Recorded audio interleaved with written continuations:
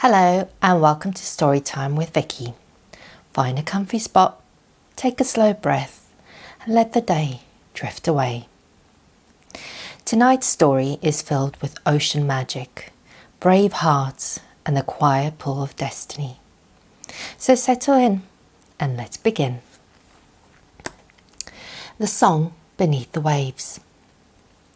Far below the silver skin of the sea, where sunlight fell in ribbons of gold and the water tasted faintly of salt and secrets, there stood a kingdom built of coral and pearl. Towers spiraled like seashells, gardens of anemones swayed like lanterns. Silver fish moved through the streets like drifting stars. And in the highest balcony of the Sea King's palace lived a young mermaid named Narina. Her sisters liked jewels and dancing and racing dolphins through the reefs. But Narina liked stories. She collected them the same way she collected treasure.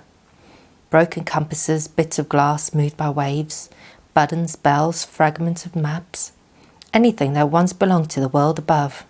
She kept them in a little cave and imagined the lives they had lived.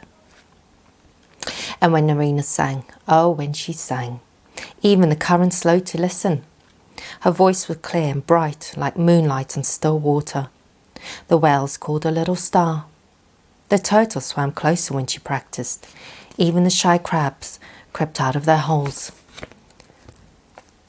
But Narina's heart was never fully at rest, because sometimes when she floated near the surface she would look up and see another world, a world of air and wind and firelight, a world she could never touch. Why do you always stare up there? Her elder sister asked one day. Narina traced circles in the water. Don't you ever wonder what it feels like, she said, to walk somewhere instead of swim, to feel the sun without water between you and it? Her sister laughed gently. The sea is enough. But for Narina it wasn't. At night she dreamt of footsteps in sand, of laughter carried by wind, of voices that didn't echo underwater. Dreams so vivid she ached when she woke. One evening the sea changed. The water grew restless, currents twisted like ropes. Above, clouds swallowed the moon, a storm. The kind sailors feared, the kind merfolk avoided. But Narina swam upward anyway. She loved storms, they made the sea feel alive. When she reached the surface, lightning split the sky, and there, tossed between the waves, was a ship. Its mast cracked, lanterns swung wildly, voices shouted in panic. And then she saw him, a young man thrown overboard, dragged down by the weight of his coat. He disappeared beneath the foam. Narina didn't think. She dove. Cold water closed around her ears. Her heart pounded. She found him sinking fast, eyes closed and bubbles slipping from his lips. She wrapped her arms around him, kicked upwards with all her strength. The sea fought her, waves pulling, currents clawing, but Narina did the one thing she knew best. She sang. Low, steady, strong. Her song moved through the water like light. The currents softened, the storm hesitated, and slowly, gently, the sea let them pass. She dragged him to shore and laid him on the sand. He coughed, breathing again, alive. Relief flooded her so fiercely it almost hurt. She brushed damp hair from his forehead. He looked peaceful and kind, human and fragile. For a moment she wished she could stay, but dawn was coming, so she slipped back into the sea. Yet as she swam away, something tugged at her chest, like an invisible thread, tying her heart to that sleeping boy. After that night, nothing felt the same. Her songs grew quieter, her laughter faded. Every shell reminded her of him. Every tide pulled her towards shore. Finally she whispered to herself, I have to see him again. But merfolk could not live on land. Everyone knew that. Everyone except the sea witch. The abyss lay beyond the kingdom, where the water turned dark and cold and old shipwrecks slept like bones. Creatures there had too many eyes and too many teeth. And in a cave made of twisted anchors lived the sea witch. She was not cruel, not kind either. She simply collected things, promises, regrets, lost wishes. When Narina entered, the witch smiled like she had been expecting her. You love a human, she said. Narina started. I don't know. You wouldn't be here otherwise. The witch lifted a small shell glowing with strange light. I can give you legs and breath and a human life. Narina's heart leapt. But magic always asks for balance, the witch continued softly. You must give me your voice. My voice! Narina touched her throat.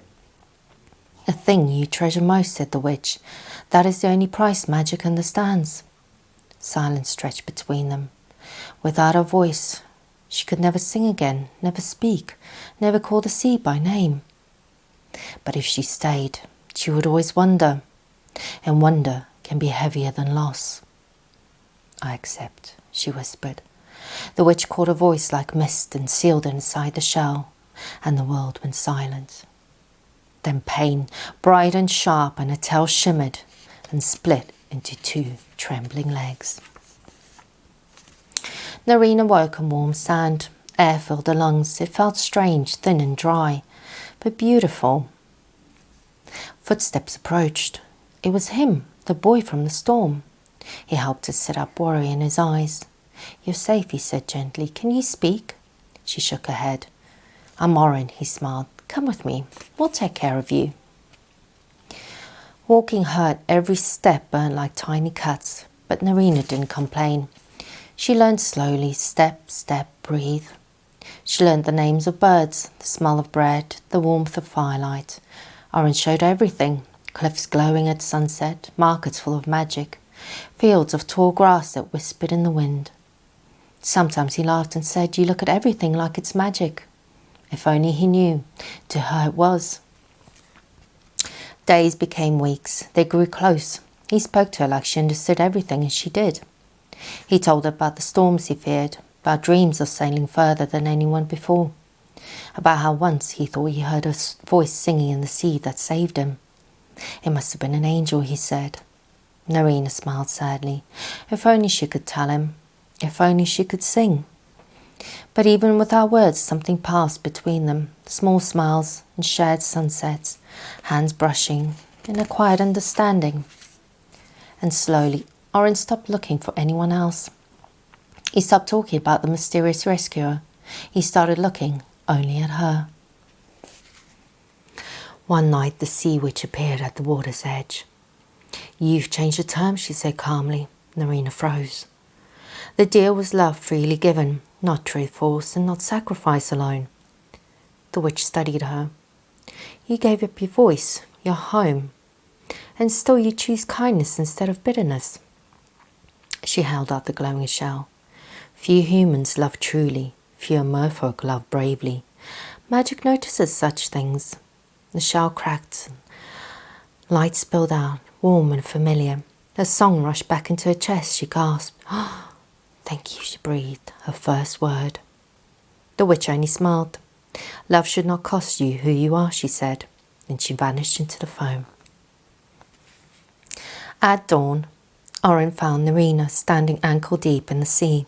She was singing, soft at first, then strong, the same melody from the storm. The one that had saved his life. His eyes widened. It was you, he whispered. She nodded. I couldn't tell you before.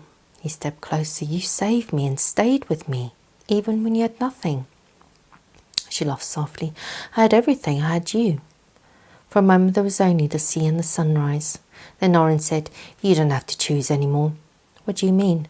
We'll build a life at the shore, he said. Half sea, half land. A place where both worlds meet. And so they did.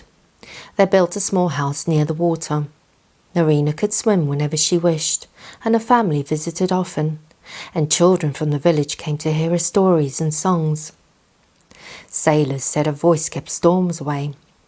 Some nights she sang to the horizon. Some days she walked barefoot in the sand beside Orin. She belonged to both worlds, and neither had to be lost. They say if you walk along the coast at sunset, you might hear a voice drifting over the waves. Not sad, not longing, but bright and full and fearless. A song of someone who chose her own path and found that love does not mean giving yourself away. It means becoming more fully who you are. And as the waves grow quiet and the stars begin to shine, our story comes to an end. Thank you for watching Storytime with Vicky, where every tale carries a little magic. And if you'd like to journey with me again, be sure to follow and subscribe so you never miss the next story waiting just beyond the tide. Until we meet again, listen for the whispers of the sea and keep a little wonder in your heart. Good night.